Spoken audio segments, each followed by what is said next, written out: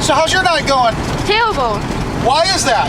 Because it is 11:30 at night. It's 11:30. And we just had to evacuate. So we're going to my Aunt Lavon's house. So Up in Vancouver. all the preppers jump up and down about how they're ready to bug out at a moment's notice. We actually had to bug out. We've done something that a lot of preppers don't ever get a chance to do. We actually have to bug out. I was, the last few weeks I've been loading crap into the RV because I said, well, if we need to bug out, that's where you want it because we're going to take the RV, right? Right. Well, it happened to us. Well, it happened to us. Here in Oregon, we've been having, what's the date today? It was the 9th? Today's the 9th. No, it's the 8th. The 8th of August, 2020. September. September. Wow, is it September already? Yeah. Damn. It's the 8th of September, 2020, and we're having wildfire issues. And very long story short, a vehicle caught fire maybe a mile from us, maybe a mile, if not less. And I don't know where your mother went. I was gonna say that's not the call. Yeah, I think they're probably up there. So maybe a mile from us. The vehicle caught fire.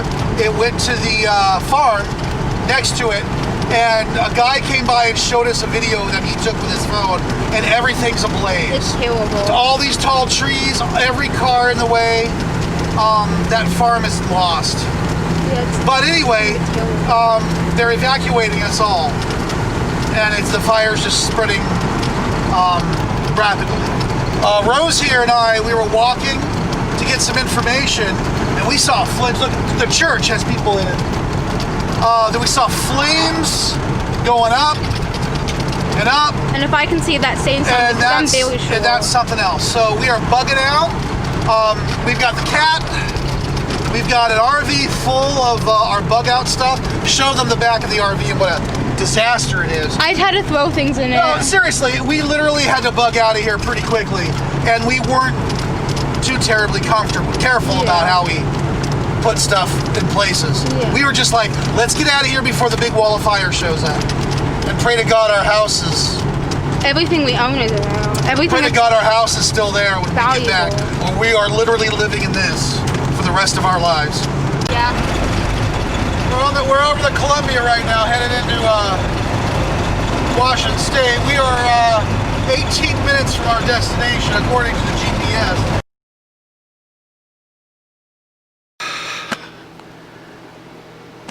Can you believe it? Here we are. So, there was, I don't know if you can hear me. I'm trying to keep it down because some people are still sleeping. We're up in Oregon, as you know, and the amount of fires has been ridiculous. And one started about a quarter mile down the road from us.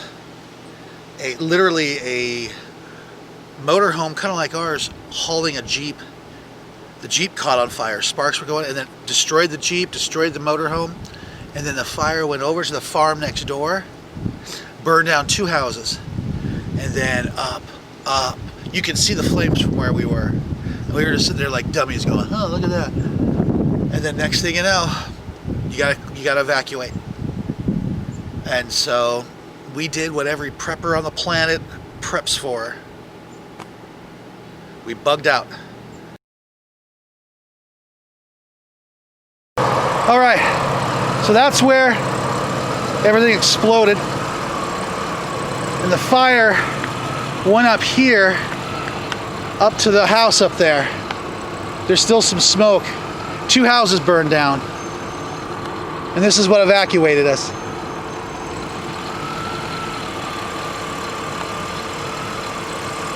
I'm not going to go up there because it's not going to be safe, but this is what it was. It is 6 p.m. exactly on the dot. And I know you're all thinking, this is probably some kind of filter, but it's not. Everything's all sepia colored. Everything looks like an old-timey movie out here. This is not a filter. This is 6 p.m. I don't have my selfie stick. This is not a filter. This is not anything crazy with the camera. This is like the normal shot. The sun should be hitting me pretty hard right now, but it's actually pretty cool because the sun can't get through the smoke. This is coming from Malala, Oregon. The air quality is so bad, we have to leave because it's hard to breathe. Seriously, I'm exhausted. I'm constantly... So we bugged out the other day. We came back this morning and we're like, that's it. We got it. We can't stay here. The interesting thing is on the other side of the highway that we're on is at a level 3, which is Oregon's way of saying get out now. The side of the highway we're on is a level 2, which is, you know, be ready to go. So we're going to leave anyway. There are no birds chirping. All the birds left. Can you believe that? It's quiet. It's eerie quiet out here. And this is what we have to put up with. This is what we're dealing with. So we just finished loading up the RV and we're going to go moonshdock with their sister-in-law again. Pray to God our house is still here. And we're going to probably stay there till Monday because that's when everything's supposed to cool down. The humidity's supposed to go up and there's a chance of rain. So that would actually help a lot. Probably get the smoke out of here. Tell you what, if this smoke wasn't anywhere near this bad, we wouldn't be leaving right now. But it's just hard to breathe, you know. Anyway, 6 p.m. and our motion sensitive light turns on because it's just so dark. I feel like I'm in an old timey movie. See, that's really the bee's knees. I tell you what. Hey Rose, how you doing? Good. Yeah. What's new? Nothing much. We're going back to Vancouver. Going back to Vancouver. The weather is so horrible. It's just after 8 p.m. and it's pitch black. That's all smoke blocking the sun. It should be somewhat sunny out right now.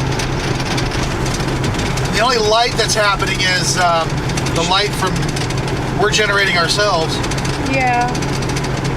But yeah, we came home today thinking that we were going to be just fine. And we weren't just fine. It was just so smelling so horrible, and it's just not worth going. Just not worth staying. Mm-hmm. So we're gonna go back to your Aunt Lavon's, where we know we're safe. Yeah. That's the whole point of this. I mean, I'll tell you. I mean, I can barely breathe in this.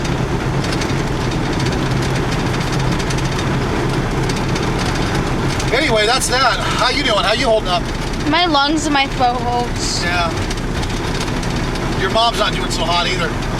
Yeah. Ironically enough, your sister who has the asthma seems to be doing just fine. Yeah. James never complains about anything. Yeah. Did you guys head out yet? A friend of ours is messaging. Oh.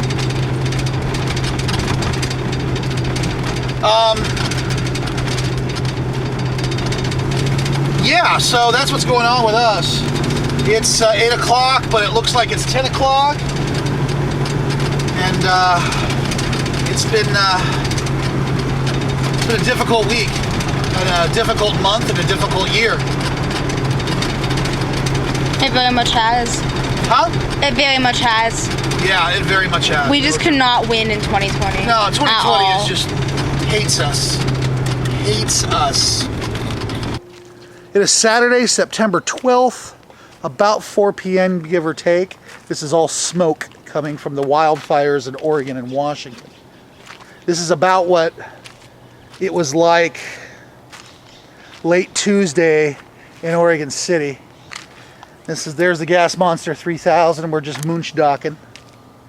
But I want to show this. It's actually not hard for us to breathe, but it makes me cough. We were sitting around a table playing Uno last night, and we started laughing, and I just started coughing, and I couldn't stop. So that's where we're at.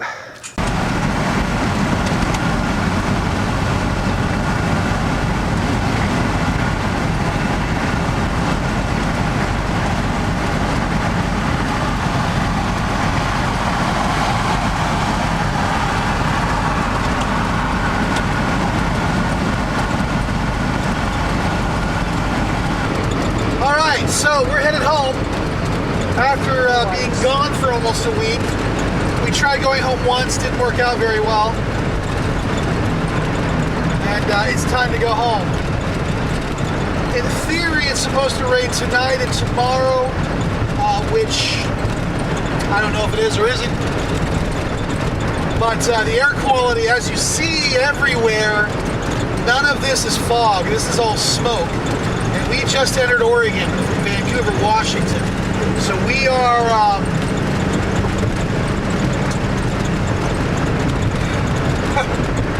we are in this is the best the air is going to get. It's just going to get progressively worse as we get closer to home. How did you enjoy your makeshift vacation? It was actually kind of fun. Yeah, what was the best part? Playing Uno. Playing Uno with your aunt Lavon? Yes.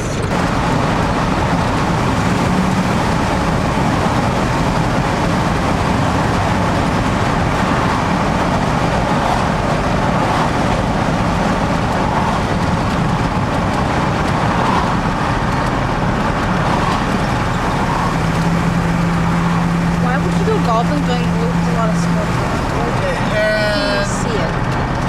the golf course is on the right. Yeah. Okay, so go ahead and film.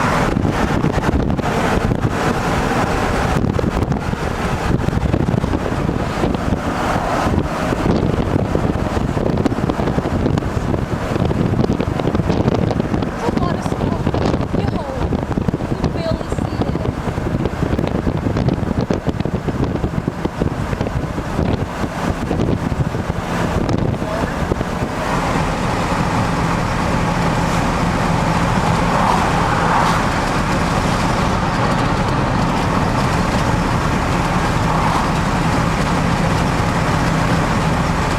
All right, we're about a mile and a half. All right, so we've been back a little over 24 hours. Let me show you the background. This is all smoke. This is actually, the smoke is actually better where I am than in Portland right now. But as you can see, that is all smoke, if you can actually see that. It's been about a week since the smoke, since the fire. The fire that made us evacuate. The fire in Malala is still happening as we speak. It's 0% contained, and but the good news is they've told people in Malala that they can go home. So that's a good news. What that tells me is the winds aren't moving as quickly, and it's not expected to grow as much. So we actually got to experience a bug out firsthand, and I just want to tell you a little bit of what I learned. I was actually working to move our bug out materials into the RV anyway, because, you know, why have it around the house? The plan is to take the RV, and so we ended up doing that. It actually kind of worked out quite well. What I learned is not everybody in the family takes things seriously when you say, hey, I want everybody here to come up start packing bags with 3 days worth of clothes in it. My kids did that. My wife did not. She's like, oh, the fire won't come anywhere near us. And then all of a sudden, the Spangler Road fire just a mile up the road happened. And you all saw that video. It was quite a sight. Rose and I were actually talking to a neighbor outside when we see this big light in the sky, and all of a sudden, boom. That was the fire hitting a car. The car exploded. A couple of cars exploded. 2 houses burned down, which is very sad because people lived there. They lost their homes. So we got to experience that bug out firsthand. The second bug out wasn't really a bug out. We came home on after a couple of days, and the air quality here was so bad. I mean, I come out here to water my my plants here, my corn that's slowly dying, and my watermelon and everything in the greenhouse and so on. And I'd be out here and I'd be, I mean, there's just not enough air to actually breathe. So the second one wasn't a bug out. It was more of a, let's get out of town and go someplace where it's a little easier to breathe for us and the kids. Whichever. So it wasn't really a bug out. We came home and we had a chance to do laundry. We had a chance to grab certain things that we kind of wanted in the first place. First one definitely was a bug out. That second one wasn't. The other thing I learned was, it's probably a good idea to actually make a bug out list. I never even considered that. I know a lot of people are just really good up here and are able to actually make a mental list. Apparently I wasn't. I forgot a few things. I forgot extension cord. I forgot our little mini washing machine that we keep in the RV, which plugs into any outlet. It'll wash a load of clothes for you. And stuff like that. There's a couple of food items I totally forgot. There are certain things I forgot that my wife remembered, like my insulin, some of my pills and such. I was more concerned about just getting out of here with our lives. But that's probably the two things I learned the most from this bug out situation. Make a list, which I'm going to do now. And the second one is not everyone takes certain things as seriously as you wish they would. And you hope that they learn from their mistake. So I learned from mine. They need to learn from theirs. I told them, I said, hey, there's fires in Malala. Prepare a bug out bag. I mean, we've got bug out bags, but, get your clothes ready. And she was all like, no, the fire's not going to get anywhere near here. Well, fortunately for us, that fire is not going to get anywhere near here. So we're very happy about that. And looking forward to Thursday, because supposedly it's going to rain, and it'll help with these fires and probably wash some of this crap out of the air. Be that as it may, that's where we are right now. So, other than that, I'd have to say everything went pretty well. I mean, we bugged out. We got out of town. We went someplace safe. Plan A worked.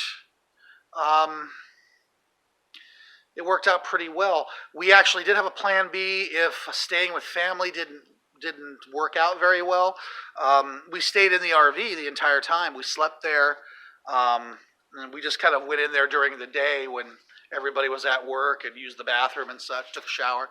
But it actually worked out quite well. Our plan B was to go to Fort Vancouver. There's some literally camping sites on the streets that would actually let you to go there. There were a lot of places that were open for RVs and such, but we have to have some kind of power source as Jashawn sleeps with a CPAP machine. So that has to run her. She chokes when she sleeps. So we'd have to go someplace that we wouldn't be bothering people, because we'd have to run a generator and such. So anyway, that was always our plan. That was always how everything was supposed to be. So it went quite well, all things considering, and I'm very happy that our house is still here. I paid cash for it. Anyway, be that as it may, that was our story. And it was scary at times, but so is life. So is life, This is what happens. You got to be prepared for what's going to happen. I always said it would be a natural disaster. I was kind of right. These disasters were caused by power lines that went down and forest and brush that was way too dry that time of year. And things just get drier and drier every year, and nobody seems to care. They want to blame it on a politician or a spotted owl. People still blaming crap on spotted owls. I mean, grow up. All right? Take a long look in the mirror sometime. I'll get off a soapbox. And that's that. I hope you're all doing well, and I hope you're doing okay with your preps. I was going to be working on a new prep video here soon. Then this happened. It kind of slowed everything down. But I hope you're all doing well, and I look forward to seeing you again. Hope you have a good day.